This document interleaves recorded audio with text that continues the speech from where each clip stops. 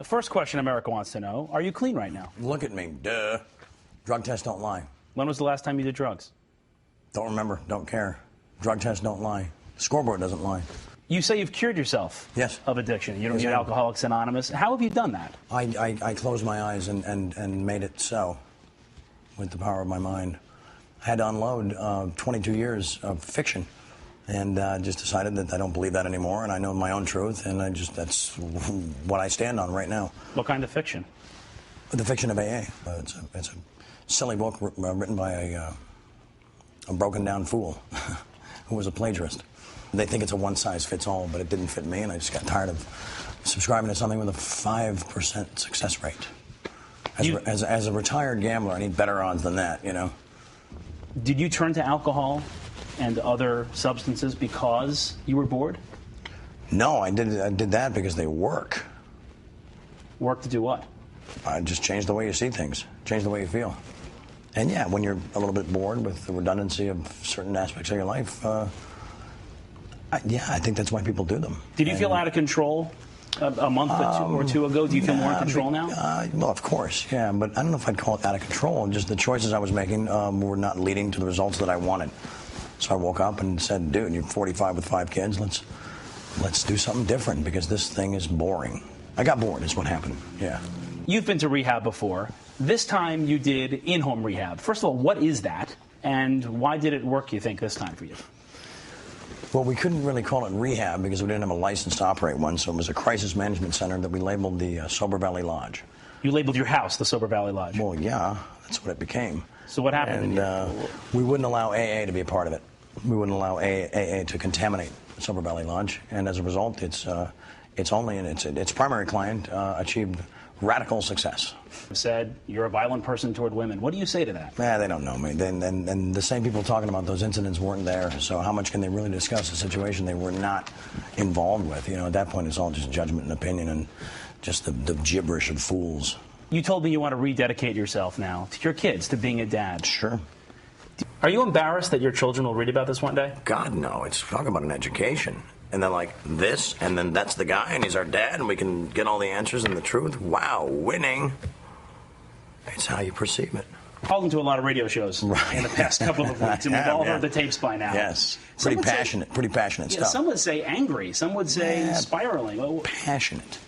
I think my passion is misinterpreted as anger sometimes, and I don't think people are ready for the message that I'm delivering, and delivering with a sense of violent love. You've been called an anti-Semite. I know, it's ridiculous. Yeah, there's Mark Bird, my manager, Jeff Russin, my interviewer. I mean, no, I've never had that in my past. You can look as deep and as far as you want, and it's just not there because I'm not that guy. No, that's silliness. You've told me you're at war with them now. Well, we're definitely at war. Yeah. What's the war? Well, the war is that they're trying to destroy my family, and so I take great umbrage with that. And defeat is not an option. They picked a fight with a warlock. How are they trying to destroy your family? They're trying to take all my money and leave me with no means to support my family. It's not rocket science, you know. How do you plan on winning that war? With zeal and focus and violent hatred. You either love or you hate. You live in the middle. You get nothing. Didn't CBS have a right to shut your show down? They're reading about you partying at all hours of the night, taking drugs, abusing alcohol. It's their show. Epic behavior. No, because after reading about that, then they observed a guy hitting every mark, nailing every line, every joke. What's your strategy? With a full house, screaming. Ever miss a day of work? Not a day that cost anybody any money. I missed practice. We're talking about practice. To quote the great Allen Iverson, practice. Come on, guys, we're talking about practice. If Chuck Lorre is watching right now, I imagine he probably is. He should be. What do you want to say to him? It's funny you'd ask. I actually have my questions right here. Because Chuck is the only man in the known universe who can answer these. And people are begging for an answer to these questions. Chuck, number one, why is it when I was ready to return to work, you told me there are no scripts ready to shoot? This obviously begs the second part of the question. What would we have shot had you not ordered the suits into my home to shut down my party? So you're saying he didn't write any scripts to even shoot a show? I can't speak for them. I'm just putting these out there because I think they warrant an explanation. Clearly, he didn't bring gum for everyone. Okay, number 2. And why is it you issued a decree informing me that the remaining 8 shows of season 8 had been reduced down to 4? I don't recall getting a vote on this, by the way. Stating as well that season 8, our highest rated season to date, most shows are in decline by then and headed toward Will and Graceville, was suddenly to halt production 2 weeks earlier than scheduled. You're the only man that can answer this. Just got to remind these people. Number 3. When you were told that the crew would suffer gravely as a result of your dictatorial laziness, would you please explain what you meant by your statement, quote, "They are not my problem," end quote? I'm sure there's like 120 some odd people that would love to hear the answer to that.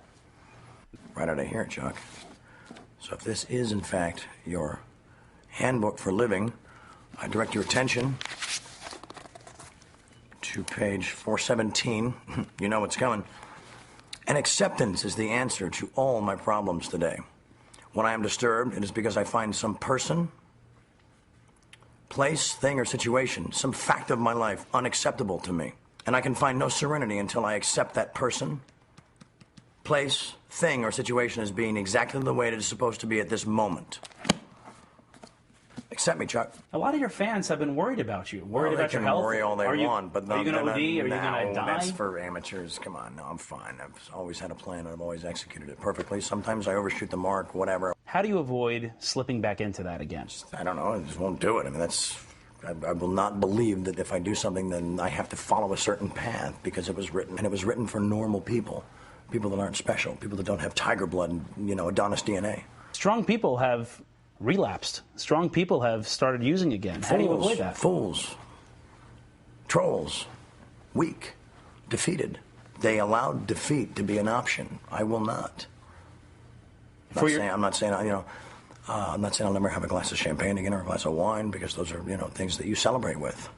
I have no interest in cocaine. What's next for you? How do you convince a producer of a movie, of a TV show in this town to take you back on their set after basically being let go from the sitcom on CBS? Well, I mean, first of all, come Wednesday morning, they're going to rename it Charlie Brothers and not Warner Brothers. Duh. Winning. And it's not convincing anybody. It's like, guys, IMDb right there, 62 movies, and a ton of success. I mean, come on, bro. I won Best Picture at 20. Wasn't even trying. Wasn't even warm. I've got Roman Coppola with a brilliant script. I've got David Ward with Major League 3. I've got Nick Cassavetes with God is a Bullet. I mean, it's like the list goes on. You have offers? Well, yeah, and they're like so excited that I might be available because I haven't been for 8 years. Do you want to keep doing TV, or do you want to switch over to movies almost exclusively? I will do both. I'll do both. Like I said, I'm a man of my word. So I will finish the TV show. I'll even do season 10, but it's at this point because of psychological distress. Oh, my God. It's $3 million an episode. Take it or leave it. It's like everybody thinks I should be like begging for my job back, and I'm just going to forewarn them that it's everybody else that's going to be begging me for their job back. That's how I roll. Period. The end. Defeat is not an option. Do you owe CBS an apology? No. They owe me a big one, publicly, while licking my feet. And if people think I'm insane or they don't think that what I'm saying is true, then I have no interest in their retarded opinions. I really don't. I'm going to live my life the way I want. I'm going to win inside of every moment, and they can just find the most comfortable chair in their small house and sit back and enjoy the show.